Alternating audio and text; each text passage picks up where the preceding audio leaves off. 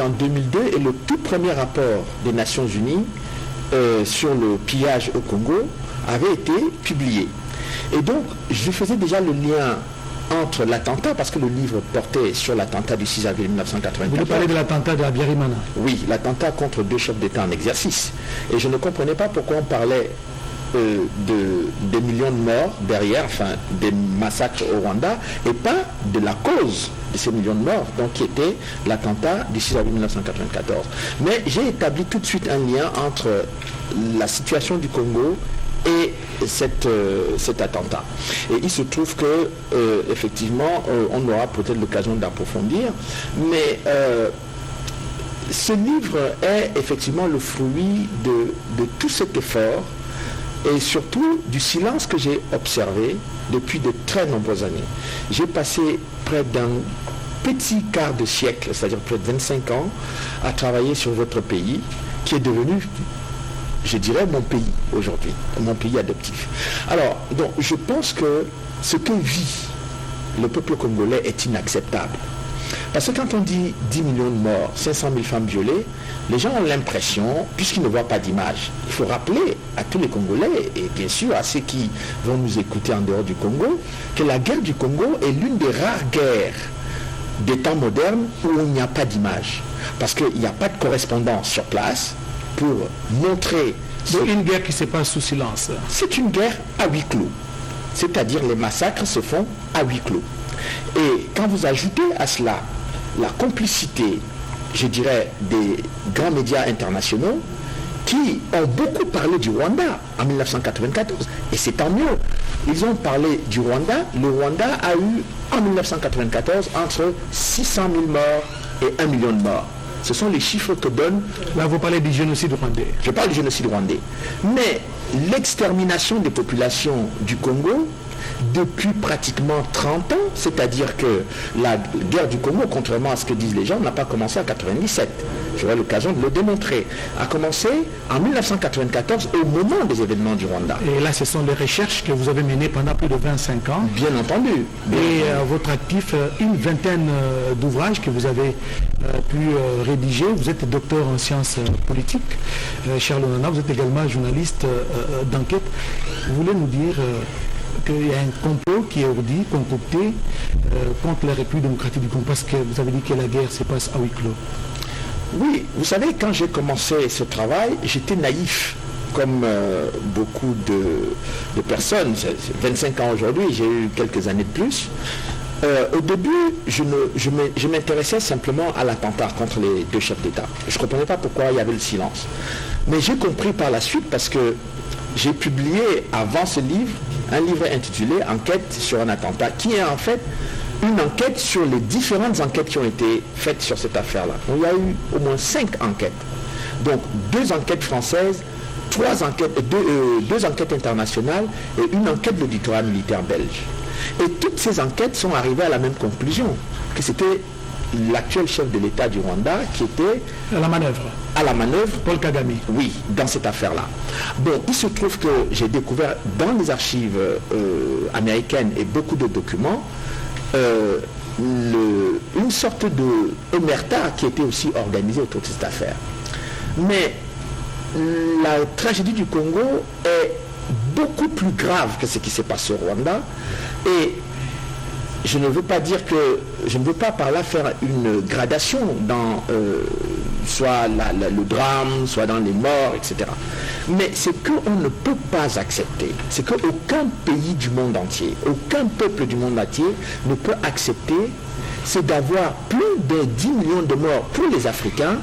C'est comme si vous avez pris la République centrafricaine et la République du Congo à côté, et que vous avez rayé ces 2 pays de la carte. Voilà l'équivalent de ce que le peuple congolais paye aujourd'hui. Et si vous prenez un pays occidental, un pays européen, c'est comme si vous avez rayé le Danemark de la carte. Il faut que les gens visualisent ce que ça signifie pour les Congolais de perdre plus de 10 millions de personnes. Et ce sont des éléments que vous donnez, vous présentez dans cet ouvrage, mais à Paris dernièrement, lors d'une conférence organisée par les Congolais de la diaspora, les Congolais de la RDC, qui voudraient que vous puissiez présenter les résultats de votre enquête, qui vous a pris pratiquement 25 ans, vous l'avez dit tantôt, mais la tribune vous a été refusée. Eh bien, c'est quelque chose qui a étonné beaucoup de gens. C'est-à-dire que en France, vous avez le droit de parler du génocide du Rwanda. Mais vous n'avez pas, donc, génocide du Rwanda, 600 000, 1 million de morts. Mais en France, vous n'avez pas le droit de parler de la République du Congo, de l'extermination des populations au Congo, qui compte plus de 10 millions de morts. Mais c'est là dû à quoi, cette censure? Mais c'est dû probablement à une sorte de soumission de la presse française. Paul Kagame a en France tous les droits, tous les honneurs dans la presse, que ce soit la presse écrite ou audiovisuelle. Ces réseaux également. En France, la République démocratique du Congo n'a pas le même privilège. Les Congolais n'ont pas le même privilège. Et ce n'est pas uniquement en France, dans l'ensemble de l'Europe occidentale.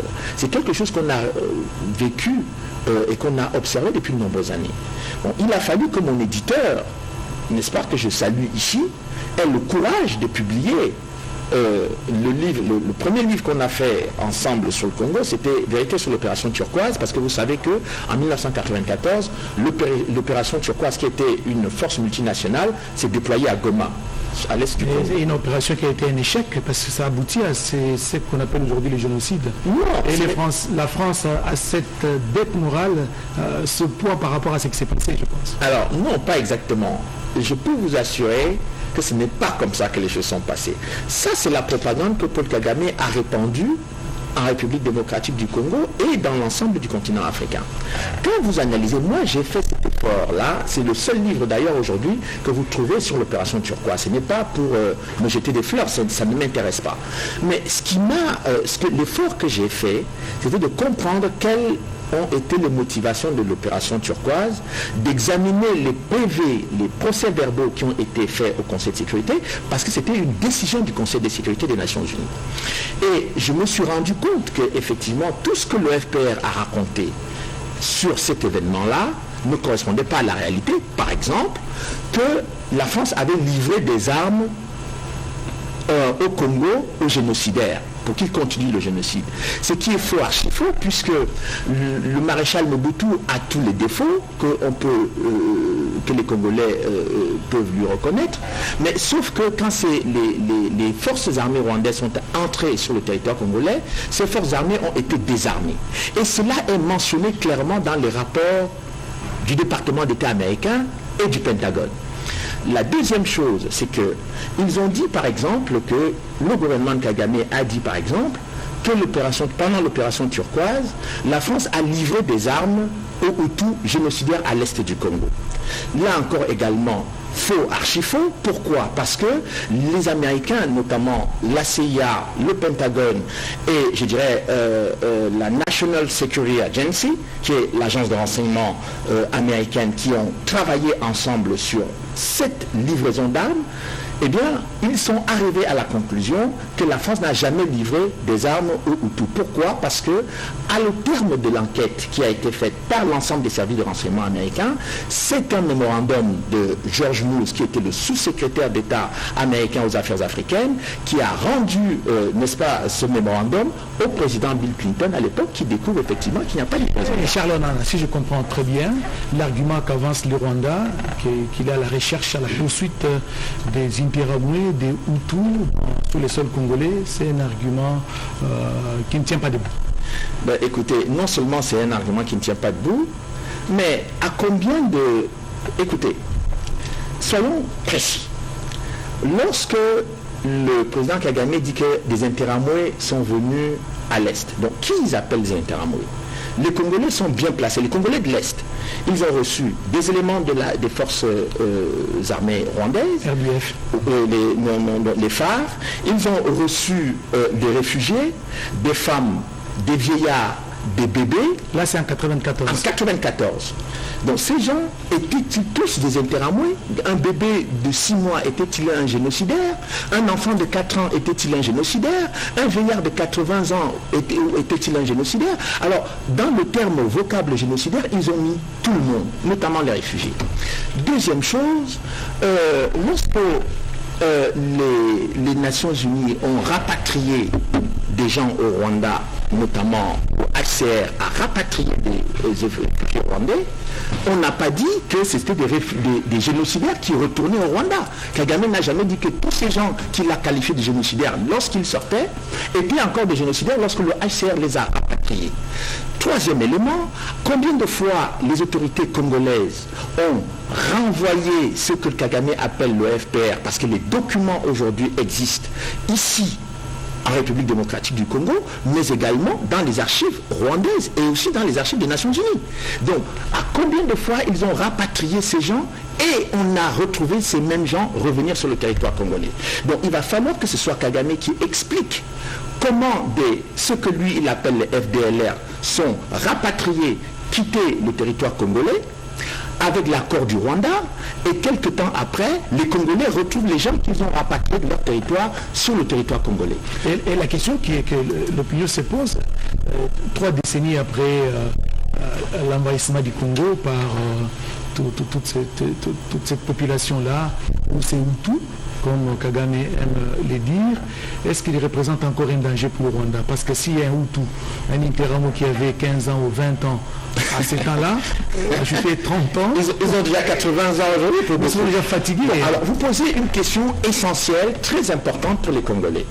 Parce que d'abord, comme je venais de le démontrer, ces arguments ne sont pas sérieux, mais les autorités américaines ont fait des rapports au niveau du Pentagone qui sont, moi j'en ai, je les ai, les copies des rapports, qui attestent qu'il n'y a pas eu de menace réelle sur, de ces gens sur le Congo.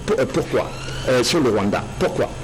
Parce qu'en 1994, vous avez eu des Éthiopiens qui faisaient partie, qui avaient été à la demande du gouvernement rwandais, nouvellement établi, qui sont venus à la frontière sécurisée. Vous avez eu des forces de la MINUSMA qui étaient là au Rwanda pour empêcher. Et vous avez eu des éléments de l'armée américaine qui sont venus renforcer militairement le Rwanda. Cela m'a été confirmé par le ministre de la Défense de Paul Kagame, le général Habyarimana, qui a confirmé effectivement qu'ils ont eu des forces. Et moi j'ai eu les rapports de la CIA et du Pentagone, notamment l'opération Support Hope, qui était une opération d'invasion qui a préparé l'invasion du Congo. Et dernier élément pour disqualifier cet argument, qui a toujours été brandi systématiquement par le Rwanda, c'est qu'en 1997, lorsque les troupes de l'AFDEL rentrent sur le territoire congolais avec à leur tête Laurent Désiré Kabila, eh bien, qui devient le chef d'état-major de l'armée congolaise? Monsieur James Kabaré. Un Rwandais. Un Rwandais. Donc, ils ont non seulement exterminé une bonne partie des Hutus ou de ceux qu'eux, ils considéraient comme génocidaires pendant l'arrivée des troupes sur le territoire congolais. Et avec comme objectif de prendre le pouvoir à Kinshasa. Mais ils ont toujours eu envie de prendre le pouvoir à Kinshasa. Ils ont raté un peu avec Laurent Désiré Kabila, mais ils ont... Parce que finalement, Laurent Désiré Kabila a été assassiné dans ce... Ils ont assassiné. Au Palais des Marbres. Quand on voit les conditions dans lesquelles Joseph Kabila a pris la succession, je vais vous dire une chose. Je m'étais interrogé sur cette affaire-là et j'ai rencontré à l'époque l'ancien ministre de l'économie, M. Victor Mpoyo, que beaucoup de Congolais connaissent, qui était un grand artiste. Il me considérait un peu comme son fils en France. Je lui ai demandé comment, dans quelles conditions Joseph Kabila a été installé au pouvoir. Il m'a dit, M. Robert Mugabe m'avait appelé. L'ancien président zimbabwéen. Voilà, il m'avait appelé, il m'a dit « Now is the time for you ». Ça signifiait pour lui que c'est maintenant le temps pour vous Congolais de prendre le pouvoir. Et ils ont eu une réunion. Là, il disait à Victor Mpoyo. Je reprends ce que me dit Victor Mpoyo. Et il me dit que tout le monde avait peur de prendre la place de Laurent Désiré Kabila qui venait d'être assassiné, un peu en partie avec le soutien des Rwandais. Et puis, on a choisi Joseph parce que tout le monde l'appelait notre petit, notre fils. Et c'est comme ça que l'unanimité a été faite autour de Joseph Kabila pour devenir le président de la République. Et quelques temps après, eh bien, le George Bush et le président Jacques Chirac français, les deux ont accepté effectivement et validé la désignation de Joseph Kabila à la tête de la RDC. En tout cas, ce sont des confidences que vous avez eues, un peu. Mais dans votre livre, vous avez juste à la page de couverture, les titres c'est Holocauste au Congo, l'omerta de la communauté internationale, et un sous-titre, la France complice. D'après vous, selon les enquêtes que vous avez menées, la France est-elle complice dans ce que vit la RDC dans sa partie est? Alors, je dirais qu'il y a certains dirigeants français qui jouent le jeu du Rwanda. Il y a deux dirigeants français qui... Vous avez cité dans les livres le président Sarkozy. Oui, je vais revenir. Il y a eu deux chefs d'État français. Il y a eu le président Mitterrand qui n'était pas d'accord avec ce qui était en train de se préparer. Et il y a eu ensuite le président Jacques Chirac qui a remplacé le président Mitterrand, qui n'a jamais eu le moindre rapprochement avec le Rwanda. Il y a eu plus tard le président François Hollande qui lui aussi a toujours tenu Kagame et le Rwanda à distance raisonnable. Mais il y a eu deux chefs d'État. Le premier, c'est M. Nicolas Sarkozy, qui a fait une déclaration fracassante 2009-2010 devant les ambassadeurs, où il demandait le partage des richesses. Et même lors de la francophonie ici à Kinshasa, il a dit le partage des richesses, tout et tout. Exactement, avec le Congo. Mais quelque chose que lui ne peut pas accepter en France, en tout cas que les Français n'accepteraient jamais. De partager leurs richesses, par exemple avec le Portugal, ou la Grèce, etc., ou l'Italie. Personne n'accepterait cela en France. Mais lui, il arrive au Congo, il considère par exemple que les Congolais doivent partager leurs richesses, alors que c'est le Rwanda qui agresse le Congo. Et que les rapports des Nations Unies sont sur la table, qui démontre effectivement que le Rwanda pille les richesses du Congo. Et donc, aucun reproche au Rwanda, mais tous les reproches et même des demandes au Congo. Ça, c'est Sarkozy, vous avez cité aussi l'ancien président Bill Clinton. Oui, Bill Clinton, pour lui, c'était clair. D'ailleurs, vous vous souvenez que sa femme était venue ici, en République démocratique du Congo, sur les viols. Hein, elle a vu des images sur les viols des femmes congolaises. Et elle a dit, il faut que les Congolais passent l'éponge. Vous imaginez, ils n'ont pas passé l'éponge sur les 600 000 Rwandais, Tutsis qui ont été tués au Rwanda, mais pour les millions de Congolais et les 500 000 femmes violées, il faut demander aux Congolais de passer l'éponge. Vous aurez remarqué que les Congolais, quasiment, c'est comme si leur vie ne comptait pas, c'est comme si le fait de violer des millions de femmes au Congo, c'était un non-événement. Et puis, il y a eu le président Macron qui est venu ici, vous l'avez vu ici. Non seulement il s'est rapproché du Rwanda, il est allé se prosterner au Rwanda, ce qui est une bonne chose, mais surtout il a créé une altercation, il est venu quasiment sermonner le président Tshisekedi. Vous voulez parler du récent point de presse qu'il y a eu bien entendu, entre les chefs d'État? Mais écoutez, c'est quelque chose qui ne s'est jamais vu sous la Ve République. Vous prenez tous les présidents de la Ve République, aucun de ces chefs d'État n'est venu avoir en Afrique une altercation avec son homologue africain. D'autant plus que ce jour-là, quand même, le président Macron a été très bien reçu à Kinshasa. Donc vous ne pouvez pas être bien reçu à Kinshasa et organiser une altercation avec votre homologue. On peut considérer ça comme étant un incident diplomatique. Mais c'est pas seulement un incident diplomatique. C'est une distorsion fondamentale dans la diplomatie française, parce que la diplomatie française jusque-là a toujours été réputée comme une diplomatie très élégante, où les gens ont un minimum de respect et de considération pour leurs homologues et pour leurs pays partenaires.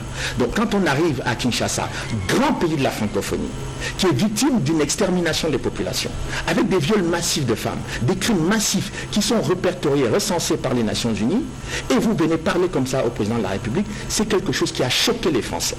Donc je peux simplement dire que cette attitude-là, on l'a vu, eh bien tout le monde, et il n'est pas le seul, c'est-à-dire vous prenez par exemple M. Louis Michel, qui a été commissaire européen, tous, ils sont venus ici à Kinshasa, on les a entendus, M. Karel de Gucht, je crois, exactement, ils ont tous considéré qu'ils ont toujours des critiques à formuler aux Congolais. Et à aucun moment vous ne les entendez critiquer le Rwanda. Et à aucun moment vous ne les entendez dire que ce que le Rwanda est en train de faire contre le Congo est une violation du droit international. En suivant justement ce que vous dites, Charles Onana, il y a la guerre entre la Russie et l'Ukraine. Et toute la presse internationale qui en parle. Il y a même des aides qui sont en train d'être acheminées, non seulement en Ukraine, pour appuyer l'armée ukrainienne, mais aussi à Gaza. C'est une mobilisation internationale. Mais la guerre au Congo, c'est une guerre qui se passe à huis clos. C'est comme il y a une sorte de deux poids deux mesures entre ce qui se passe de l'autre côté de l'Occident et ici au Congo. Je vais peser mes mots dans ce que je vais dire. Il n'y a pas eu 1 million de morts en Ukraine. Les morts ukrainiens sont très importants et on a raison d'aider les Ukrainiens. 10 millions de morts au Congo, qu'est-ce qui justifie l'attitude qui consiste à demander aux Congolais de discuter, de négocier, d'apaiser, de se calmer? C'est-à-dire qu'en fait, on demande aux Congolais de ne même pas avoir le droit de pleurer leur mort. C'est ça dont il est question. On demande aux Congolais de ne pas s'exprimer. C'est-à-dire que vous avez vu quelqu'un qui perd un être cher et qui n'a pas le droit de pleurer. C'est-à-dire que si les Congolais essayent de manifester la colère, eh bien, on va dire aux Congolais, mais non, ce n'est pas comme ça qu'il faut faire. C'est-à-dire qu'on doit dire aux Congolais le type de comportement qu'ils doivent avoir en ayant 10 millions de morts sur les bras. Donc, on est dans une situation aujourd'hui où, quand je dis que je pèse mes mots, il y a un mépris, je dis bien un mépris vis-à-vis du peuple congolais qui est inacceptable. Et il est important que le peuple congolais regarde cela en face et sache que, eh bien, ils n'ont pas d'amis dans ce qui est en train de se passer contre le Congo. Ils n'ont que des ennemis. Et ces ennemis-là, aujourd'hui, ils ne peuvent reculer que si le peuple congolais se lève et dit maintenant ça suffit. Vous savez, je vais terminer là-dessus. Il y a un petit proverbe africain qui dit quand vous marchez avec un aveugle qui a l'air de... Parce que tous les aveugles ne sont pas gentils. Quand vous marchez avec un aveugle qui est... Tous les aveugles ne sont pas gentils. Tous les aveugles ne sont pas gentils. Sinon ça se saurait. Bon. Donc, quand vous marchez avec un aveugle qui n'est pas gentil, de temps en temps, il faut lui écraser l'orteil pour qu'il sache qu'il ne marche pas tout seul. Donc, pour l'instant, eh bien, le Rwanda n'a pas encore eu mal à l'orteil et donc ils ne peuvent pas comprendre que ce qu'ils font aux Congolais est extrêmement grave et très douloureux. Charles Onachi, je comprends très bien parce que les chefs de l'État, Félix-Antoine Tshisekedi Tshilombo, avaient privilégié plusieurs options, n'est-ce pas, face à cette crise qui secoue la partie est de la RDC. Il y a l'option diplomatique et la dernière des options, c'était la guerre. D'après vous, faudra-t-on continuer avec la diplomatie du dialogue ou il faut, comme vous avez parlé de l'orteil ici, il faut parfois, comme l'aveugle n'est pas gentil, il faut les piquer même par l'orteil pour qu'il sache qu'il y a quelqu'un à côté de lui. Je pense que le président Tshisekedi n'a pas eu tort de commencer par apaiser la situation en pensant qu'il avait affaire à un adversaire qui était correct. Il a dû lui-même se rendre compte qu'il n'a pas affaire à quelqu'un qui est correct. Ce n'est pas quelqu'un qui est très civilisé, M. Kagame. Bon, ce n'est pas moi qui le dis. Hein. Je pense que quand vous écoutez ses opposants, vous pouvez avoir beaucoup d'informations. Mais il a grandi en Ouganda, il a évolué, il a grandi en Ouganda. Vous savez comment on l'appelait, comment les Ougandais l'appelaient en Ouganda? Il était directeur adjoint des services de renseignement militaires. En Ouganda, on l'appelait Kagome. C'est comme ça que les Ougandais l'appelaient. Kagome, c'est le grand méchant. Donc, quand vous avez affaire à un grand méchant comme celui-là, mais vous voulez parler le dialogue de quelqu'un de civilisé, mais lui, il ne se comporte pas comme ça. Vous vous souvenez que Laurent Désiré Kabila a fait comprendre qu'il n'avait pas affaire à des gens très civilisés parce qu'il mène une guerre barbare ici. Et donc, je disais que le président Tshisekedi a eu raison de commencer par montrer la bonne volonté. Mais pour qu'il y ait bonne volonté, il faut que vous soyez deux. Si vous avez un qui a la bonne volonté et l'autre qui n'a pas la bonne volonté, vous ne pouvez pas continuer. La bonne volonté, c'est par rapport aux échanges commerciaux, faciliter... Mais ce n'était pas une mauvaise approche. C'est-à-dire que le président Tshisekedi venait d'arriver au pouvoir. Donc lui, la première des choses qu'il a pensé à faire, c'était de faire ça. Mais sauf qu'il est obligé de se rendre compte qu'il n'a pas affaire à quelqu'un de correct. La meilleure preuve, c'est que, et je vais le rappeler aux Congolais, parce que j'entends beaucoup de conseillers, de gens qui disent au président Tshisekedi, oui, il faut quand même revenir, discuter, etc. Mais pourquoi le Rwanda dit ça? Parce que le président Tshisekedi a dit la dernière fois, lors de la campagne notamment, il a dit qu'il va saisir le Parlement, les deux chambres du Parlement réunies en congrès, pour solliciter cette autorisation de mettre la RDC en guerre avec le Rwanda. Oui, alors je vais vous expliquer qu'est-ce qui s'est passé au Rwanda. Et il faut que les Congolais ouvrent bien leurs oreilles. Ce qui s'est passé au Rwanda, parce que pour mieux comprendre comment votre adversaire joue avec vous, regardez-le comment il joue avec les autres. Quand il y avait la crise au Rwanda, entre 1990 et 1994, qu'est-ce qui s'est passé? Il y a eu ce qu'on a appelé les accords d'Arusha. Et pendant la période où se déroulaient les accords d'Arusha, chaque fois Kagame il disait il faut négocier, il demandait qu'il faut négocier quand les forces armées rwandaises renforçaient leur système de défense. Ils demandaient de négocier. Et quand les Hutus venaient négocier, lui, il avançait sur le terrain militaire.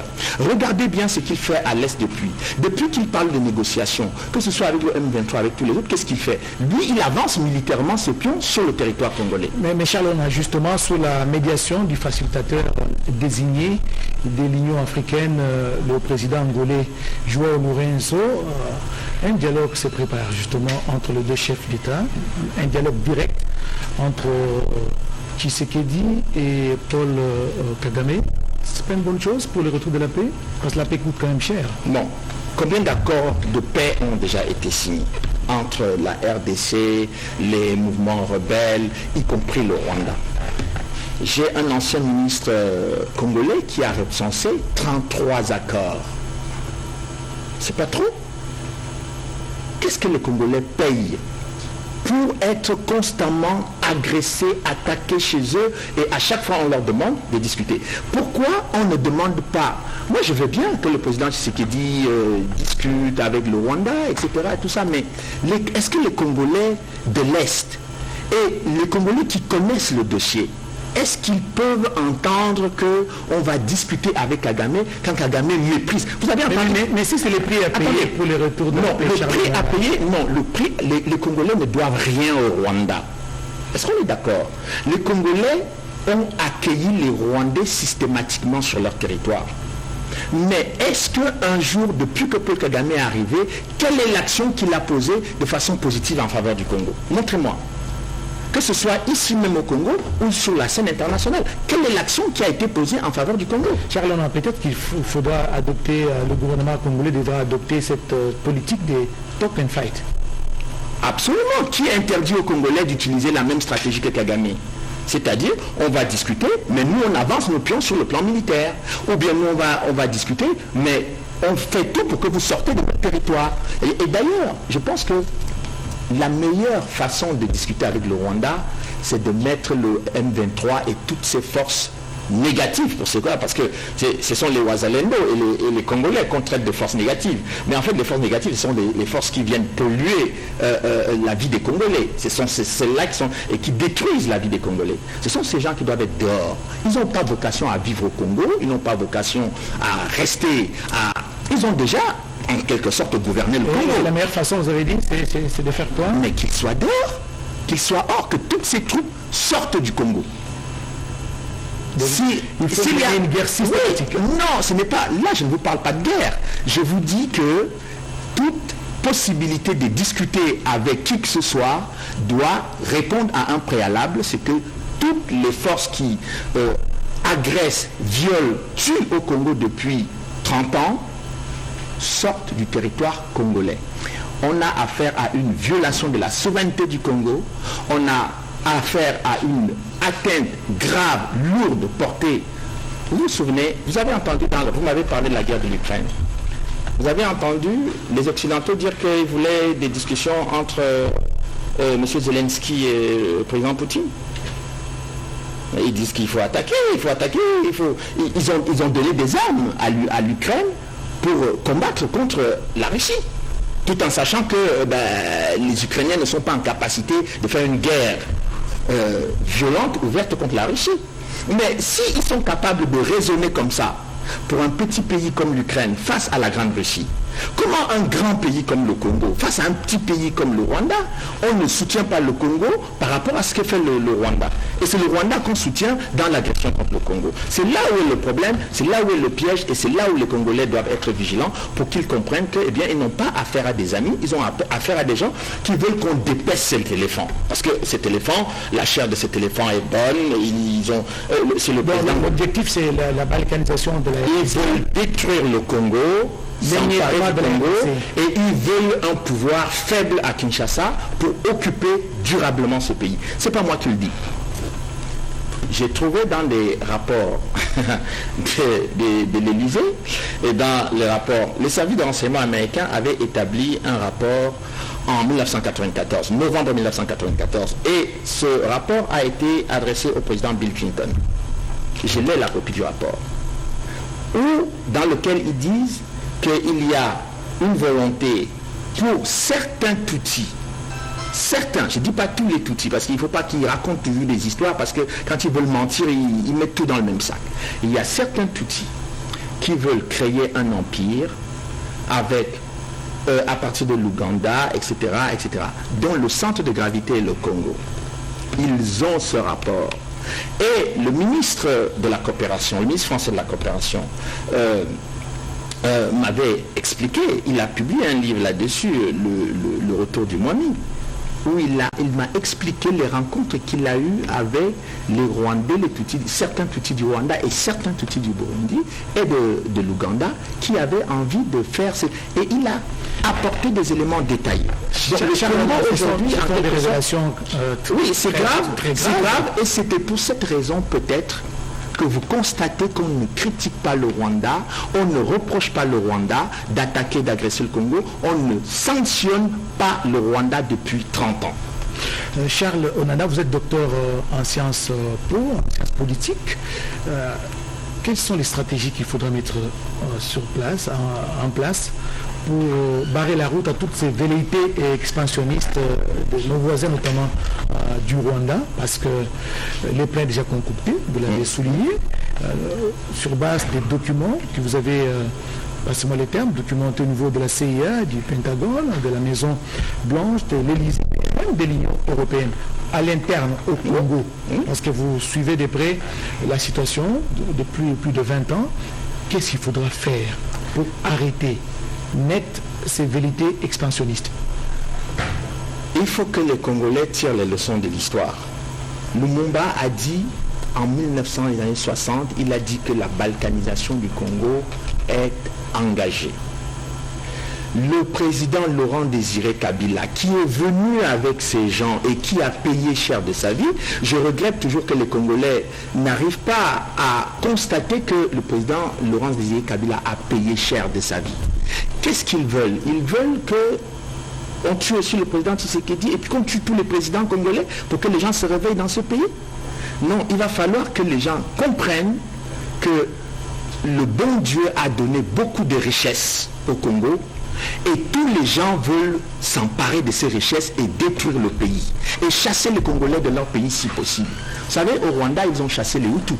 Ça ne leur pose pas de problème de chasser des Congolais, surtout dans un pays riche. Donc les Congolais, les zones qu'ils occupent. Mais absolument, ce ne sont que des zones minières, etc. Donc il ne faut pas que les Congolais aient peur de se mobiliser aujourd'hui. Vous savez, vous allez vous battre, vous allez vous déchirer parce que vous êtes en désaccord avec celui-ci, celui-là, etc., etc. Mais pour l'instant, là, c'est la survie de votre pays qui est sur le tapis. Est-ce que vous choisissez de vous battre pendant que l'ennemi est en train de vous dépecer, de massacrer les enfants, de tuer les femmes, etc. Ou alors vous vous dites, on va se battre après, mais là, on doit sauver notre pays. Parce que ce pays-ci, vous avez beaucoup de vos grands-parents qui sont morts pour ce pays. Vous avez vos ancêtres qui ont lutté pour ce pays. Vous avez je dirais, beaucoup d'enfants, de jeunes, qui sont tombés en 97, en 98, en 2000, 2001, 2002, 2000, jusqu'en 2005 pour défendre ce pays. Est-ce que la vie de tous ces martyrs-là ne compte pas? Vous avez Monseigneur Mouziroa. Monseigneur Mouziroa. Je voudrais vous dire un peu ce que vous... Oui. Il y a même place qui lui a été dédiée. Mais ce n'est pas assez. Combien d'enfants ici connaissent Monseigneur Mouziroa? Est-ce qu'on enseigne l'histoire et l'engagement de Monseigneur Mouziroa? Monseigneur Mouziroa a été assassiné en 1996 par les forces de Paul Kagame. Et pourquoi?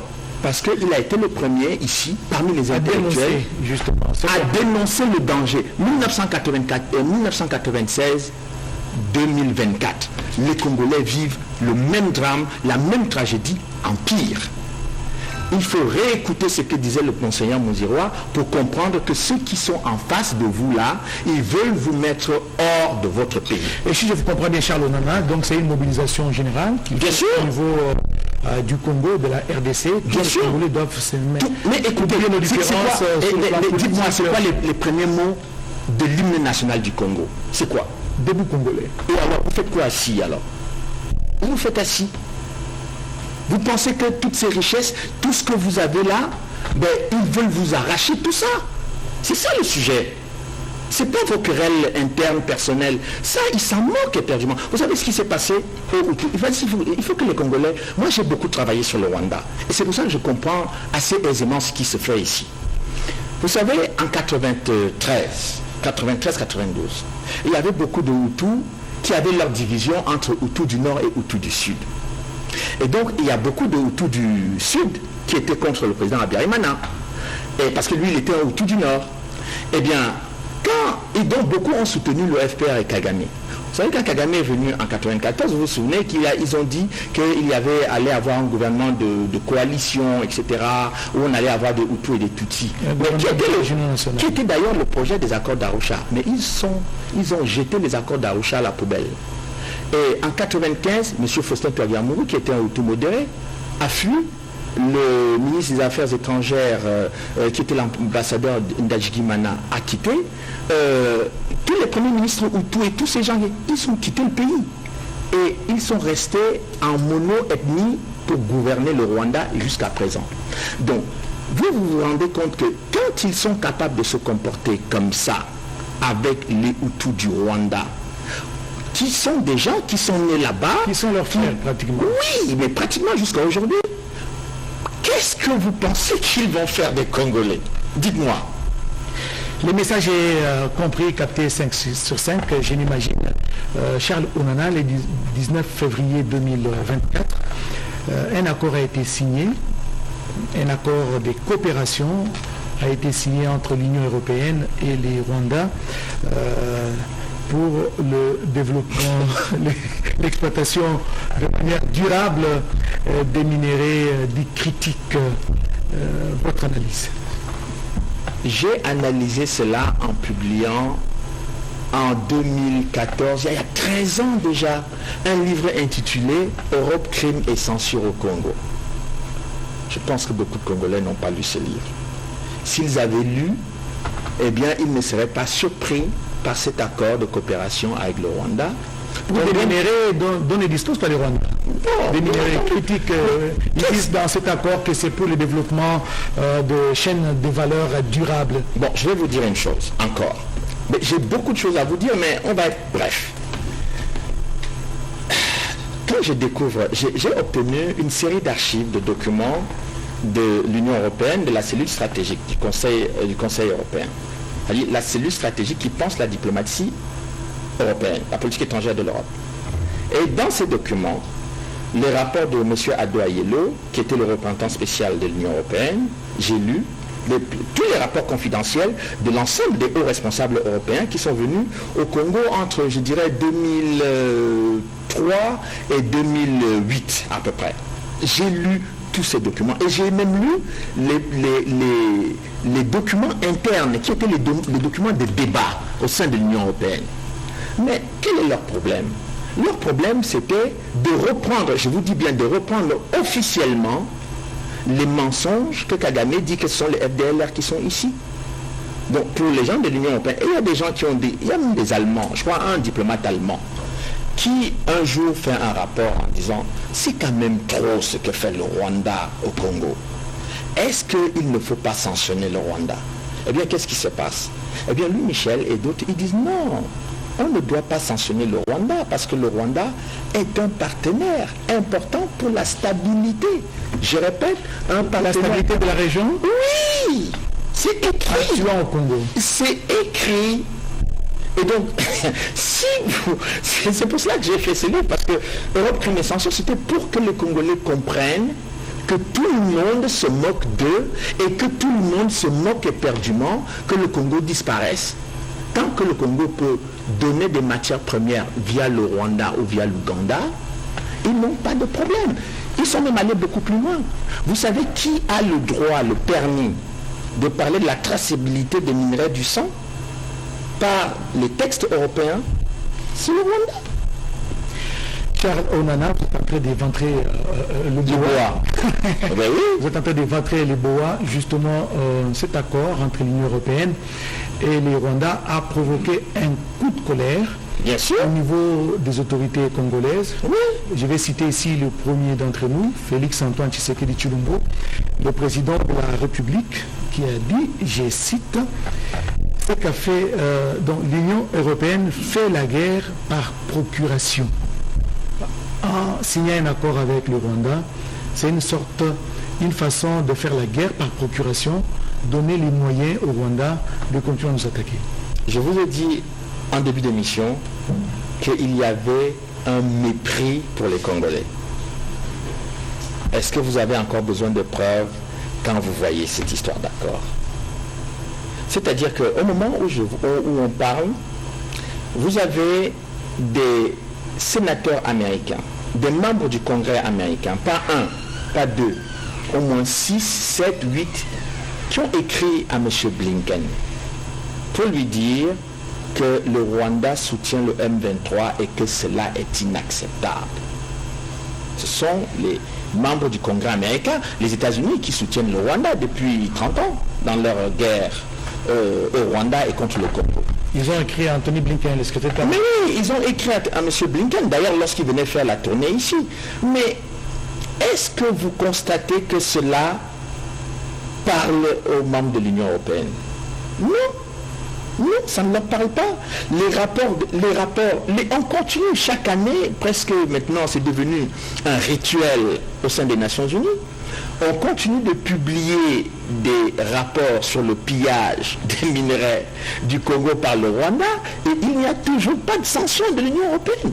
Vous vous souvenez qu'il y a eu des Congolais qui ont été sanctionnés ici? Parce qu'on disait qu'il y avait même, je ne sais plus en quelle année, certains qui étaient menacés de sanctions parce qu'on disait que, ah oui, eux, ils développent le discours de la haine au Congo et qu'ils doivent être sanctionnés. Ces acteurs politiques. Oui, mais à aucun moment on ne sanctionne les gens qui tuent les Congolais. C'est-à-dire qu'en fait, il est plus intéressant de tuer les Congolais que de s'exprimer sur le Rwanda. Charles Onana, est-ce que vous avez l'impression que le président de la République démocratique du Congo, réélu à sa propre succession avec 73,7% de suffrage exprimé, est-ce que vous avez le sentiment qu'il est seul dans cette guerre? Parce que d'abord ses voisins immédiats ne se prononcent pas clairement, ou aucun soutien. Ils ne se prononcent pas du tout. Clairement, officiellement, que nous vous soutenons dans cette guerre, nous sommes là pour vous appuyer, c'est de l'omerta, pour reprendre le terme de votre page. Donc c'est un silence plat, un silence radio, d'abord au niveau des voisins. La communauté internationale, pas de déclaration ferme, n'est-ce pas, pour condamner et exiger, par exemple, le retrait des troupes rwandaises, et même sanctionner le Rwanda. Vous avez l'impression que Félix Antoine Tshisekedi Tshilombo est seul dans ce combat? Est-ce qu'à l'intérieur, il est soutenu aussi? Ah, c'est moi qui pose les questions ici. On n'a pas inversé les rôles. Moi, je suis obligé de constater que, vous savez, dans les pays européens, puisque l'Afrique a toujours ses références aussi en Occident, en général, quand un chef de l'État prend une décision, fait une déclaration, généralement, les ministres rivalisent pour reprendre la déclaration, comme a dit le président de la République. Moi, j'ai entendu plusieurs fois le président Tshisekedi dire, par exemple, qu'il était hors de question de négocier avec le M23. Je n'ai pas entendu beaucoup de ministres, je ne fais pas de critique aux ministres, hein. Il faut que les choses soient claires. Alors, de manière générale, des acteurs politiques congolais. Des acteurs politiques congolais. Mais je ne les entends pas reprendre cela, parce que refuser de négocier, vous pouvez être en désaccord avec le président Tshisekedi sur un certain nombre de choses sur le plan politique intérieur, etc. Mais là, on a affaire à une situation de politique extérieure, où vous êtes face à une agression extérieure. Donc, est-ce que c'est difficile, c'est pénible pour les acteurs politiques congolais de dire nous sommes d'accord qu'il ne faut pas soutenir le M23? Et pourquoi d'ailleurs beaucoup d'acteurs politiques congolais ne diraient-ils pas peut-être au président Tshisekedi, s'il veut négocier par exemple, imaginons, je ne dis pas que c'est ça qu'il veut faire, mais je dis imaginons qu'il veut aller négocier avec Paul Kagame. Est-ce qu'il leur est difficile de dire non, nous sommes en désaccord avec vous si vous allez négocier avec Paul Kagame? Mais pourquoi ils ont peur de parler de Paul Kagame? Le président Tshisekedi, lui, moi j'ai noté plusieurs fois aux Nations Unies, il a désigné Paul Kagame ici. Mais je ne les entends pas parler de Paul Kagame. Il a désigné comme agresseur. Comme agresseur? Mais celui qui soutient les mais c'est factuel. C'est pas une opinion politique, c'est factuel. Est-ce que c'est comme... Pourquoi les lèvres des dirigeants politiques congolais sont lourdes à prononcer le nom de Kagame comme agresseur de la République démocratique du Congo? Vous voulez parler d'une certaine duplicité ou bien c'est juste la peur? Mais je me pose moi la question de savoir qu'est-ce qui se passe. Qu'est-ce que vous voulez qui arrive aux Congolais pour que vous parlez? Qu'est-ce qu'il faut faire? Vous voulez dire que le chef de l'État n'est pas suffisamment... Les Américains, je vous dis, les Américains disent, prononcent le mot de Kagame pour dire qu'il agresse le Congo. Ils écrivent. De quoi les dirigeants politiques congolais ont-ils peur? Il ne faut pas que ce soit 2 ou 3. Il faut qu'ils soient 15, 20, 30 à parler comme ça. Et à dire que nous ne pouvons pas accepter, notre pays a toujours accueilli les Rwandais, nous ne pouvons pas accepter d'être traités comme vous le traitez. Et vous avez vu comment Paul Kagame parlait des hommes politiques congolais à la télévision? Pas dans les télévisions rwandaises, dans les télévisions occidentales. Avec une arrogance et un mépris inqualifiable. Je comprends bien. S'il faut je sais une stratégie de communication. Je sais, moi qui connais quand même un peu la classe politique congolaise, qu'il y a quand même beaucoup d'hommes politiques congolais qui sont très respectables, qui ont un niveau d'études, un niveau de connaissance est plus élevé que Kagame. Mais comment ils peuvent laisser que ce monsieur leur parle comme ça? Ça me dépasse. Ça vous surprend, hein? Charles Onana, votre ouvrage Holocauste au Congo, l'omerta de la communauté internationale, la France complice. Votre ouvrage est sorti, à moins que si je m'abuse, en 2023. L'ouvrage est sorti en 2023. Ça fait plusieurs mois. S'il faut compter à la manière des Africains, ça fait une année après que vous venez visiter la République démocratique du Congo. Vous êtes là sur invitation ou bien... Bien sûr, je suis invité par le recteur de l'université de Kinshasa, la très grande université au Congo. Il y a d'autres grandes universités au Congo, bien entendu. À l'occasion de ces 70 ans d'existence. Absolument. Et donc pour moi c'est un honneur d'être invité par la grande université de Kinshasa pour venir parler de ce travail, parce que ça a été une frustration aussi pour moi de ne pas pouvoir partager le résultat de mes recherches avec les Congolais. RDC. Oui, avec les Congolais, parce que j'ai quand même fait ce travail pour le Congo et pour les Congolais. Donc vous vous imaginez quand vous faites ça et que vous n'avez pas la possibilité de partager ça avec les concernés, c'est un peu difficile. Est-ce que vous avez été soutenu par les officiels, les Congolais, dans l'élaboration, la rédaction de cet ouvrage, les politiques par exemple? Mais en général, un chercheur ne s'intéresse pas beaucoup aux politiques. Moi, je suis un chercheur indépendant. Il y a eu des gens qui ont témoigné dans le livre. Le ministre Paluku, par exemple, il a témoigné dans Julien Paluku, parce qu'il a été gouverneur longtemps là-bas et puis il connaît très bien la situation. Il y a l'honorable Bitakura qui est constamment attaqué d'ailleurs ici. Donc, la Rosizi. Oui, moi j'ai dit toujours que... Mais c'est important que les Congolais le soutiennent aussi, parce que il est parmi les gens qui osent un peu parler. Bon, mais le problème en plus... sanction de la... mais c'est absurde de sanctionner, de vouloir sanctionner un Congolais qui est dans la zone où le FPR commet des crimes contre l'humanité, des viols massifs de femmes. Et celui, bon, il n'a pas le droit de se mettre en colère, M. Bitakura, il n'a pas le droit de se mettre en colère, il n'a pas le droit de pleurer, il n'a pas le droit de s'indigner, il n'a que le droit de se taire et de subir. C'est ça qu'on lui demande.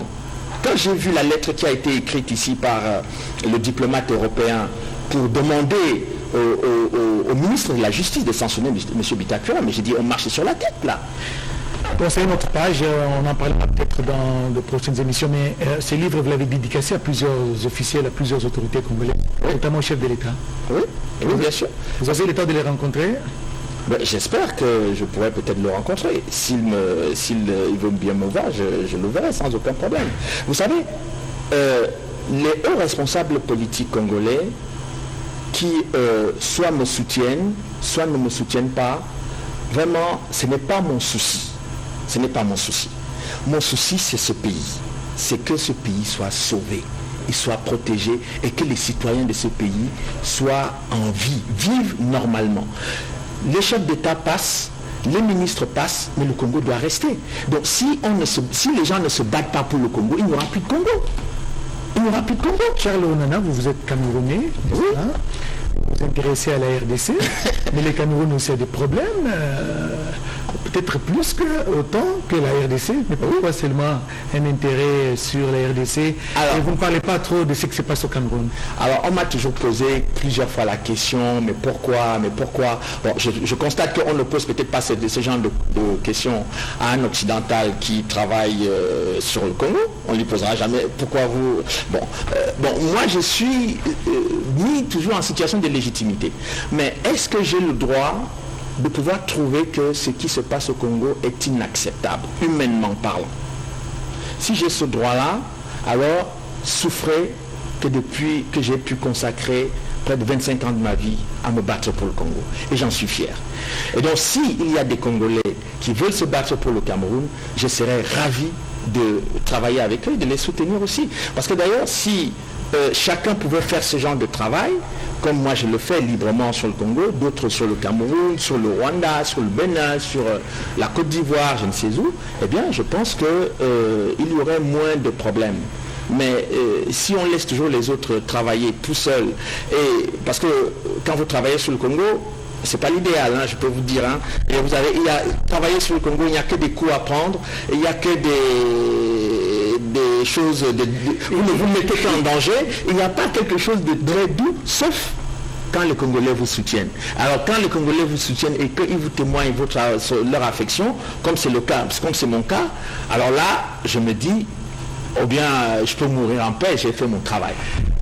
Voilà, les Congolais vous soutiennent. Vous êtes à Kinshasa à l'invitation de l'Université de Kinshasa. Vous allez animer des conférences à l'UNIKIN. Oui. J'ai vu dans le programme, vous serez également à l'IFASIC et dans d'autres universités, d'autres places publiques. Bien sûr. Pour animer des conférences et présenter les résultats de vos laborieuses recherches, parce que ça vous a pris 25 ans. Oui. C'est toute une vie. Et apprendre beaucoup des Congolais, parce que c'est eux qui vivent sur leur chair ce qui se passe ici. Et puis, je vais rencontrer aussi beaucoup de victimes de l'Est qui cherchent à me rencontrer et qui veulent partager avec moi leur douleur et leur souffrance. Vous dites que travailler sur le Congo, parfois, c'est recevoir des coups. Il n'y a que ça à recevoir. Est-ce que vous recevez parfois des menaces dans ce sens-là? Ça fait 25 ans que je vis avec ça, comme une épée de Damoclès sur ma tête.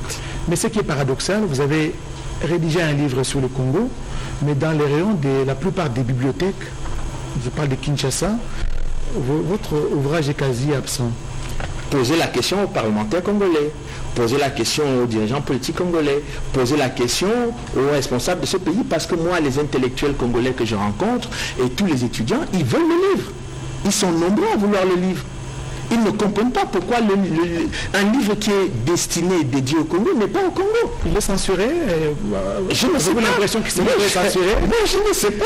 Posez la question. Est-ce que votre éditeur a pu envoyer un stock de livres? Mon éditeur a fait tout ce qu'il a pu. Il est disposé à mettre les livres au Congo pour que les Congolais... Mais il l'a fait. Moi, je lui ai dit, je fais un livre pour les Congolais. Il a dit, c'est une très bonne chose. Et il m'a soutenu dans cette démarche-là. Écoutez, vous savez ce qu'il a fait, mon éditeur? parce que j'ai entendu des gens, quand on a su qu'on allait sortir ce livre-là, nous on savait que le Congo, les Congolais étaient très contents d'avoir ce livre. Mais on savait que tous les ennemis du Congo allaient être mécontents. Qu'est-ce qui s'est passé? Il a envoyé des communiqués de presse dans tous les médias français. Aucune réponse. Et il a décidé... Les communiqués de presse n'ont même pas été traités. Non, rien. Il n'a même pas reçu d'accusé de réception. Et donc quand vous imaginez qu'en France, vous avez une trentaine, une quarantaine de journaux, de médias, etc., bon, rien. Mais donc qu'est-ce qu'il a fait? Il s'est sacrifié aussi, un peu comme moi, en achetant des affiches qui ont été collées dans tout le métro, les métros français et dans les métros belges. Donc les Français sont levés le matin avec Holocauste au Congo sur leur mur. Et c'est là qu'ils ont pris conscience que ce qui se passait au Congo était grave. Et ça n'a pas été déchiré. Non, ils ne pouvaient pas aller jusque-là. Parce que bon, la France est quand même un pays de droit. Et on ne peut pas faire ce qu'on veut quand on veut, n'importe comment là-bas. Mais c'est sûr que si on avait placardé ça au Congo, il devait y avoir des gens qui allaient déchirer, ça c'est certain.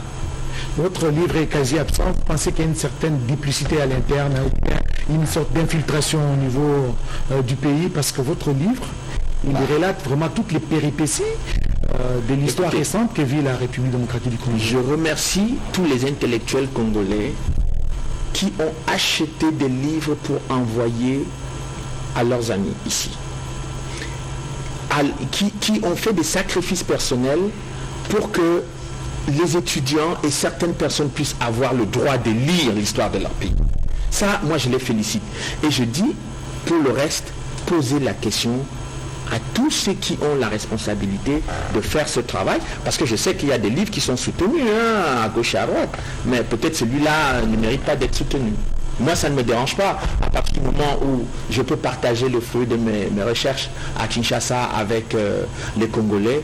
Eh bien, écoutez, je considère que nous, on avait déjà fait notre boulot et que mon éditeur aussi a fait son travail. Charles Onana, nous sommes en train de terminer cette émission avec cet ouvrage qui fait parler de lui, beaucoup de bruit à l'international, tout comme au Congo. Holocauste au Congo, l'omerta de la communauté internationale, la France, complice. C'est une question qui reste toujours pendante. Peut-être aux lecteurs de l'ouvrage, quand ils vont les dévorer, ils vont découvrir certaines vérités parce que vous avez eu quand même accès à des documents secrets, des documents confidentiels de l'Union européenne, de la Maison Blanche, de l'Élysée, du Pentagone, et voilà, même des services secrets. Je sais que c'était un travail de longue haleine, c'était pas facile. Les Congolais vous suivent de partout. Ils vous suivent de Goma, au Nord Kivu, la province qui est meurtrie, 3 décennies de guerre, des générations de jeunes gens, des parents qui sont partis pour la bonne cause, la défense.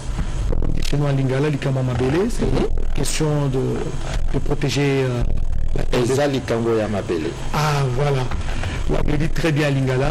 Les Congolais vous suivent de partout, du Sud Kivu, de l'Ituri, là où il y a aussi des groupes armés locaux qui sont en train de semer la terreur. Ils vous suivent à Goma, à Rutshuru, à Massissi, et partout à travers la République et le monde. Est-ce que vous avez un message à passer à tous ces Congolais, ces Africains qui vous suivent? Je dis aux Congolais, ne doutez pas.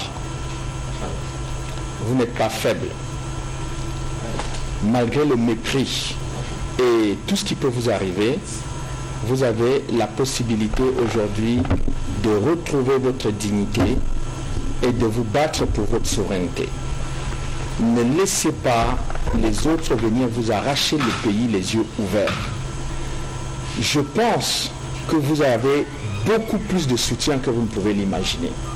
Mais tous ceux qui vous soutiennent et qui veulent aider le Congo, ils ne peuvent le faire que s'ils vous voient debout. Donc, soyez à la hauteur du danger et de la menace qui est portée contre vous. Vous avez été toujours généreux vis-à-vis des étrangers qui venaient chez vous. Vous les avez toujours accueillis, comme on dit dans la Bible, accueillis et nourris. Et si c'est comme ça qu'on veut vous remercier, vous avez le droit de dire, vous aussi, merci, ça suffit.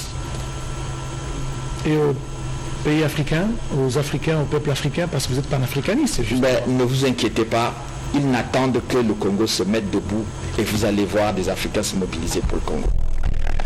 Mesdames, Messieurs, tout le plaisir était pour nous de recevoir sur ce plateau et en exclusivité Charles Onana, qui est l'auteur de cet ouvrage qui continue à parler de lui, un ouvrage consacré sur la crise qui secoue la République démocratique du Congo, Holocauste au Congo, l'omerta de la communauté internationale, la France complice, un ouvrage préfacé par Charles Millon.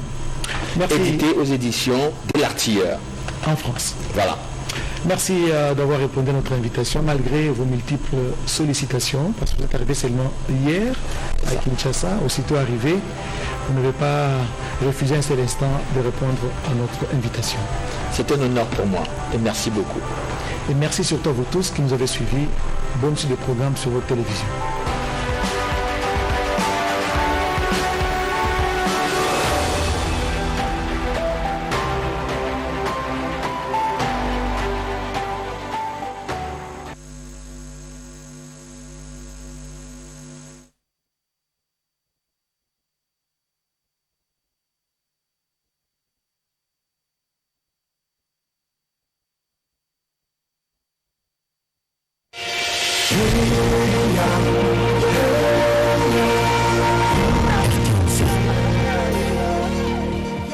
La République démocratique du Congo, à jamais égale à elle-même. 2 345 410 km² est la superficie totale de notre RDC depuis février 1885. Deuxième plus grand pays d'Afrique. Nous occupons la 11e place en superficie du monde. Nous partageons 10 744 km de frontières avec nos voisins. Avec l'Angola, nous